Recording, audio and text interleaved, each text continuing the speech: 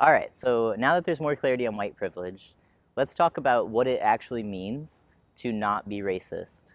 So let me just start by saying the identity of not being racist is actually a passive identity. You're saying what you're not. You're not racist. The reality of how the United States is structured, like, reminder, it was founded by colonizers, and what the colonizers did was claim black people as property, and they brought black people over from Africa unconsensually. So they stole people. They brought stolen people to stolen land. They claimed the land as their property. They claimed the stolen people as their property, and they used the stolen people, the black people, for free labor.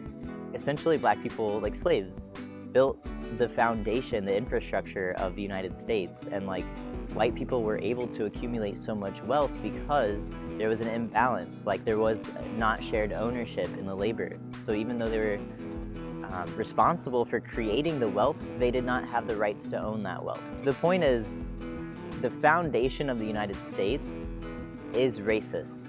And when the founding fathers wrote that all men are created equal, first of all, the obvious contradiction here is that this excludes women entirely. The not so obvious contradiction is that while they were writing all men are created equal, they actually were owning slaves. So, how can you say that all men are created equal and you're excluding black men as men? Which actually goes to the subconscious belief that black people are not people. Black people throughout history have been demonized, villainized, criminalized, and animalized. They've been dehumanized to justify slavery and to justify oppression, because the few people that benefit from their oppression want to keep benefiting from it. And so these systems are created in a way, like the prison system, the prison industrial complex. And if you don't know what that is, look it up. The policing system. The police originally were created to catch runaway slaves. The foundation of the police was to protect property, because at that time, black people were seen as property of affluent white people. And so the police were created to protect property. And we still see that going on today. I'm going to include a resource that shares a lot more about the policing system. But the point is, it's not enough to passively identify as not racist, because the systems that we live in, even capitalism and the policing system, they're all intertwined. Capitalism values property and money over life. That's literally what capitalism means. Ism is the devotion to, and capital is money or property. So it's the devotion to money or property. So even if you don't want to be racist, the fact of the matter is the systems that we live in are racist. We are actively participating in racism by participating in a society that is systemically racist. And so in order to truly have actions that are in line with your identity as a non-racist person, you have to be actively anti-racist. What does it mean to be actively anti-racist? You need to unlearn what you have subconsciously absorbed from your environment. And this is the tricky thing, is that you don't see it because it's in your subconscious. If it was conscious, you would clearly see it. The reason why white silence is violence is because by doing nothing and by saying nothing, you are continuing to participate in a system that actively oppresses people. It's designed that way, and it is working as intended. That's why people are protesting. And that's why people are getting so upset during these protests, because the same thing keeps happening over and over again with a different name, a different face, a different location. But it's always been this way because it's a system, and the system keeps repeating itself. It's working as it was designed. So if you do nothing and you continue to participate in that system, you are actually perpetuating harm, even though it's not obvious to you. You just don't see it. So if you really, really care about lives and about black lives, and if you care about people, not just property and money, you will act in a way that is anti-racist. Well, how do we do that? The first way to live in a way that is actively anti-racist is to learn. You must educate yourself. Please, please, please do not reach out to one of the black people you know and ask them for their their perspective or their take on this, because actually that is adding more emotional labor to them. I mean, like, if you're feeling a heavy heart right now by seeing all the police brutality that's happening and all the lives that are unnecessarily being taken, imagine how the Black community feels seeing that stuff. It's like seeing pieces of them represented through the media. It's not a safe time to be alive for Black people, and honestly for a lot of people.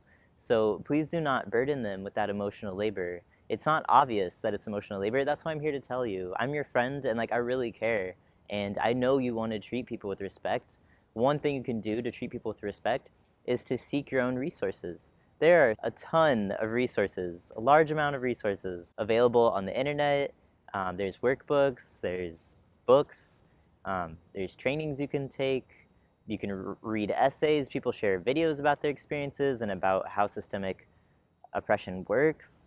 There's so many resources that are abundant that it's actually a really inefficient way to get your information is by asking someone individually. Like, if you know a Black person, imagine every single non-Black person in their life reaching out to them and being like, hey, can you educate me? It's a lot of work.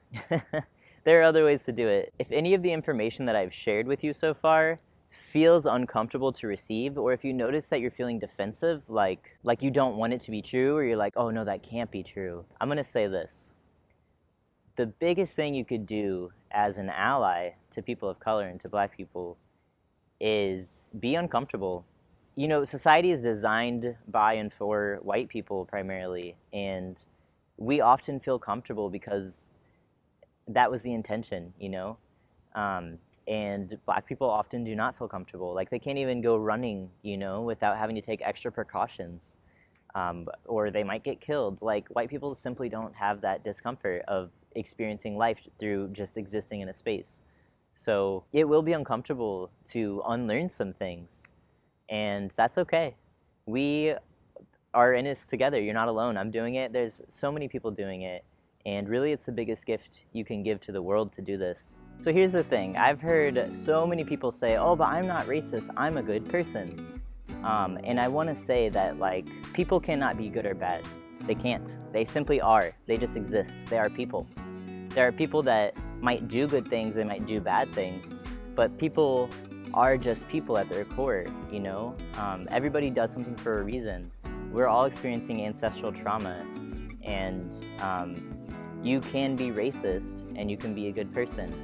And when I'm saying racist in this context, I'm not saying like the people that actively, intentionally hate people because of the color of their skin. I'm talking about, you know, like, literally everybody in this society is racist at a subconscious level because we've learned it from our environment. That doesn't make you a good person or a bad person. You're still just a person. If you're really caught up about being a good person, it's actually not up to you. If you want to know, like, are you a good person, really that relies on like how other people feel around you. Do they feel safe around you? Do they feel like there's space for them to be themselves and not be judged? Like, this is something that I'm actively unlearning, is like how easy it is for me to take up space as a white person in public spaces, because I know that racially my perspective is like represented everywhere I go, you know? It's like considered the template or the norm, which actually, like, none of us belong to this land unless you are Native American.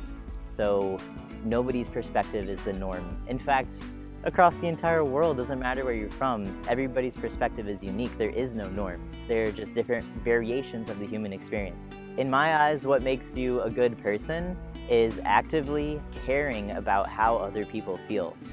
And if you are unaware of your own privilege and it's actually showing up and ricocheting on other people and making them experience harm, you might just want to look at that. If you really care, you know, do some research and see how you can make other people feel great around you, including yourself. Because I know, like, if you're living in line with how you value, like, if you don't want to be racist, you're going to be feeling great at the end of the day.